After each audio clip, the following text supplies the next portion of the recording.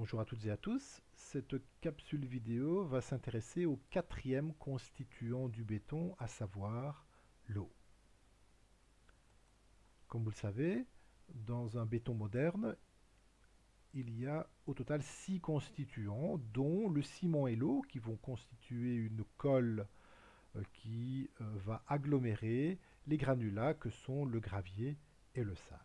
Donc étudions le quatrième constituant, l'eau.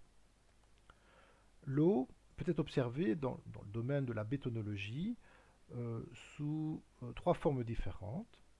On la distingue en trois grandes catégories. Première catégorie, c'est l'eau dans le sable, à savoir l'eau que l'on appelle de l'eau absorbée. Alors de l'eau absorbée, c'est quoi? C'est tout simplement, vous imaginez un tas de sable qui est laissé à l'extérieur, il pleut, et bien le sable va absorber de l'eau, c'est-à-dire que de l'eau va aller se situer dans les vides intergranulaires entre les grains de sable. La deuxième grande catégorie d'eau, c'est de l'eau adsorbée qui va être observée dans des argiles. Alors de l'eau adsorbée, observez la petite nuance, il y a l'eau absorbée pour les sables et l'eau adsorbée pour les argiles. Alors qu'est-ce que les argiles ont de différent des sables? Un sable, c'est un granulat qui est constitué de particules, de grains relativement grosses, ça va de 4-5 mm jusqu'à 100 microns, 0,1 mm. Alors que l'argile, ce sont des grains, c'est une roche constituée de grains extrêmement fins de l'ordre de 1 à 2 microns, hein, donc 1 millième de millimètre.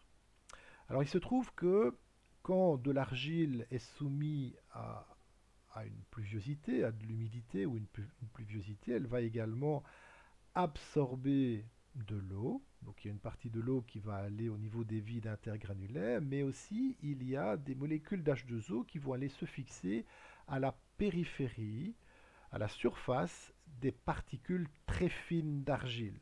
Donc c'est dont la taille, dont le diamètre est d'environ 1 micron. Et on observe à ce moment-là ces molécules d'H2O situées à la périphérie des petits grains d'argile, une attraction extrêmement importante. Alors, la différence vient du fait que si vous avez un sable humide, pour évacuer l'eau d'un sable humide, il suffit de mettre ce sable humide dans une étuve. Une étuve, c'est une enceinte dans laquelle on va faire régner une température au-delà de 100 degrés. 105 degrés au-dessus de la température d'ébullition, et après un moment relativement court, eh bien, toute l'eau du sable se sera évaporée. C'est facile d'évacuer l'humidité, l'eau absorbée d'un sable. Mais il n'en est pas de même avec l'eau adsorbée d'une argile. Là, étant donné la force d'attraction entre les molécules d'H2O et les particules d'argile qui sont extrêmement fines, eh bien, il faut des températures beaucoup plus importantes.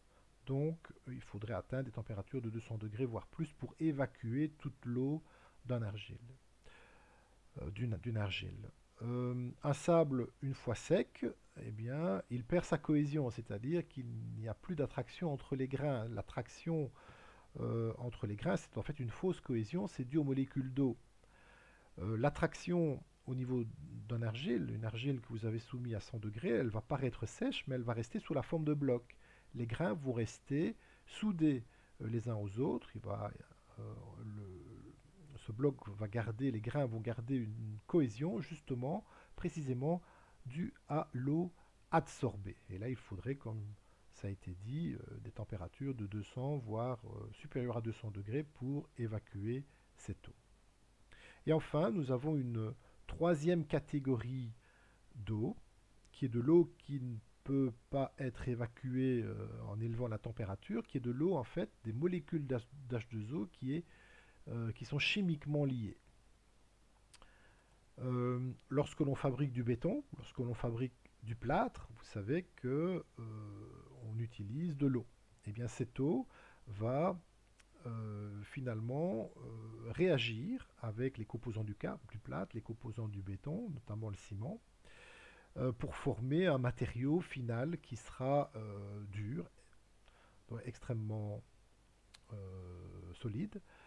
Et l'eau, en fait, elle aura perdu son statut d'eau liquide, hein, qui peut être évaporée en élevant la température, pour devenir des molécules d'H2O qui se seront liées à d'autres composants. Alors, à titre d'exemple, voici la formule chimique de la taubermorite. La taubermorite, c'est en fait la pâte de ciment, qui au départ est liquide, donc du ciment et de l'eau, c'est liquide, mais après un certain temps, ça devient dur comme de la pierre. C'est une pierre artificielle. Eh bien, voici la formule chimique. On appelle ça, dans le langage des cimentiers, de la taubermorite. Il s'agit en fait de silicate de calcium hydraté. Alors, on ne va pas trop faire de chimie dans le cadre de ce cours, mais on peut détecter dans cette molécule trois choses: CaO, SiO2 et H2O. H2O, c'est bien évidemment l'eau que l'on a rajoutée au ciment.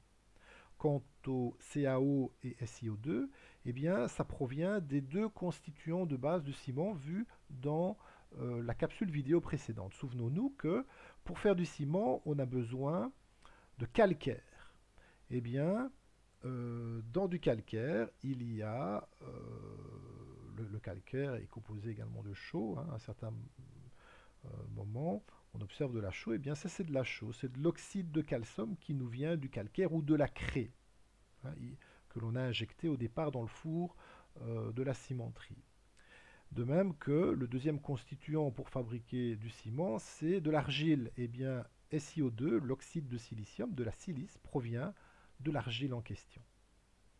Voilà, donc ici on a des molécules d'eau qui sont chimiquement liées à ce qui provient du calcaire et ce qui provient de l'argile, qui ont donné naissance au ciment pour former donc la fameuse taubermorite, qui est la pierre de ciment artificielle, dure, et qui agglomère les granulats, le gravier et le sable. L'eau dans un béton est extrêmement importante, puisque, comme on l'a dit, elle permet l'hydratation, les réactions d'hydratation, les réactions avec le ciment. Cette eau doit être propre. Une eau qui n'est pas propre, eh bien, les réactions d'hydratation dont on parle ici vont être contrariées, vont mal se faire, et finalement, le mélange final, qui sera une pâte de ciment, ou un mortier, ou un béton, sera de mauvaise qualité. Alors, si on exploite par exemple de l'eau de pluie, pourquoi pas, il faut veiller à placer des filtres pour évacuer toutes les matières organiques, notamment les feuilles que l'eau de pluie pourrait récupérer en ruisselant sur des toitures, dans des gouttières, etc. Également, on sait que l'eau de pluie est légèrement acide et l'acidité contrarie également les réactions chimiques d'hydratation de l'eau avec le ciment. Et donc il s'agit de neutraliser cette eau. Un moyen très simple de neutraliser l'acidité de l'eau de pluie, c'est de la stocker quelques jours dans une citerne, non pas en matériaux synthétiques qui sont moins chers, mais en béton. Hein, il y a des citernes beaucoup plus robustes, beaucoup plus pesantes, beaucoup plus coûteuses, qui sont réalisées en béton. Et bien voilà, si on veut exploiter l'eau pour en faire une eau pour du béton, utilisons une citerne en béton. Le béton, lui, il est basique. Le béton durci est basique. Et de l'eau acide, légèrement acide, l'eau de pluie, au contact des parois en béton de la citerne, eh bien cette eau va se retrouver avec un pH aux alentours de 7, donc l'acidité aurait été neutralisée. Il existe également un autre aspect concernant la propreté, c'est si on exploitait par hasard de l'eau de mer, donc qui contient des sels marins. Là également, les sels de l'eau de mer vont contrarier les réactions chimiques et pratiquement le béton ne durcira pas. Et donc, si on n'avait que cette eau-là à disposition, il faudrait utiliser une centrale de désalinisation pour enlever une grande quantité d'eau de mer. En plus de ça, si malgré cela les réactions chimiques parvenaient à se faire, et si on faisait du béton armé, les sels entraîneraient la corrosion de l'acier dans le béton. Donc les sels, c'est vraiment pas ce qu'il faut dans une eau pour faire un béton, donc il faut qu'il y en ait le moins possible. Ce que l'on peut dire, c'est que ben, la meilleure eau qui pourrait être utilisée, à part peut-être l'eau de pluie qui aurait été filtrée et stockée dans une citerne en béton, ben, c'est de l'eau de ville. L'eau de ville a déjà été traitée et ben, c'est souvent le cas sur les chantiers, du moins chez nous. C'est de l'eau de ville que les entrepreneurs utilisent, que l'on utilise dans les centrale à béton pour réaliser des bétons quels qu'ils soient. Point de vue dosage maintenant. Point de vue dosage, il y a le rapport eau sur ciment qui est utilisé en bétonologie. Et le rapport en masse eau sur ciment doit tourner autour de 0,50. Souvenons-nous de cette valeur, de 0,50. C'est-à-dire que pour un mètre cube de béton, eh bien, grosso modo, on a besoin de 150 litres d'eau. Qui dit 150 litres dit 150 kg. La densité est de 1. Ainsi que 300 kg de ciment. Donc les deux ensemble, 150 divisé par 300, E sur C, ça donne bien un rapport en masse de 0,50. Voilà. Donc ça, c'est des valeurs de référence à retenir. Alors maintenant, la quantité d'eau dans un ciment, ben, en fait, il faut idéalement en mettre le moins possible. Il faut en mettre suffisamment pour que euh, la totalité du ciment réagisse avec l'eau et puisse fabriquer la fameuse taubermorite dont on a parlé dans le transparent précédent, fabriquer cette fameuse pierre de ciment, cette fameuse colle, et donc la pierre de ciment qui va agglomérer gravier et sable. Mais si on sait en mettre le moins possible, c'est mieux. Cependant, il y a une certaine limite en dessous de laquelle on ne sait pas descendre, puisque bon, voilà, il faut pouvoir réaliser les réactions chimiques au ciment et aussi donner une certaine fluidité au béton pour pouvoir le mettre en œuvre. Un béton trop sec, ça sera impossible à mettre en œuvre, à le mettre dans un coffrage pour réaliser une dalle, une poutre. Donc voilà, il y a une quantité minimale, mais en théorie, moins on en met, mieux c'est. En fait, il faut savoir que l'eau en excès devient un ennemi pour le béton, dans la mesure où si on met trop d'eau, par exemple 300 kg de ciment et on met 200 litres d'eau, on va avoir un béton extrêmement liquide, très facile à mettre en œuvre. Les ouvriers seront très contents, mais en contrepartie, l'excédent d'eau, eh bien, en final, va s'évaporer et laisser des vides. Et ces vides, c'est l'absence de matière, donc c'est l'absence de résistance. Donc un béton qui contient trop d'eau va avoir une porosité importante, des vides à l'intérieur extrêmement importants, et donc une faible résistance. Par contre, un béton bien constitué qui contient peu d'eau, une légère partie va tout de même s'évaporer et laisser quelques vides.